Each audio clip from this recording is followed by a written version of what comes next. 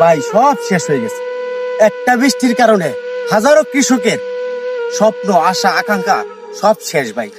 কেউ ভিডিওটা দয়া করে টান দিবেন না। এই যে আমাদের কিশোরগঞ্জ জেলার মিঠামইন উপজেলা হাওরবাসী যারা কষ্ট কইরা এই জমি জমা করছে, একদিন বৃষ্টির কারণে, একটা শিলা বৃষ্টির কারণে ভাই খেতে একটা ধানও নাই। এখন কি করবো আমার কৃষক ভাইরা? দেখেন এই ক্ষেতগুলা, দেখেন ক্ষেতগুলা, একটা ধানও নাই ভাই, একটা ধানও নাই। মানুষ কি করব? ইয়া আল্লাহ, তুমি এটা কি করলা?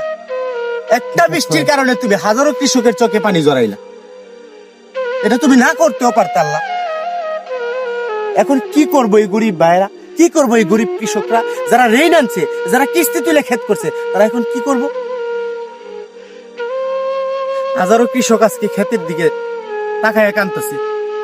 যারা এই ক্ষেত নিয়ে স্বপ্ন দেখছে, যারা স্বপ্ন দেখছে ধান বিক্রি করিয়া তারা 3 বেলা 3 মুঠো ভাত খাইব, তারা আজকে কি করব? ওকে।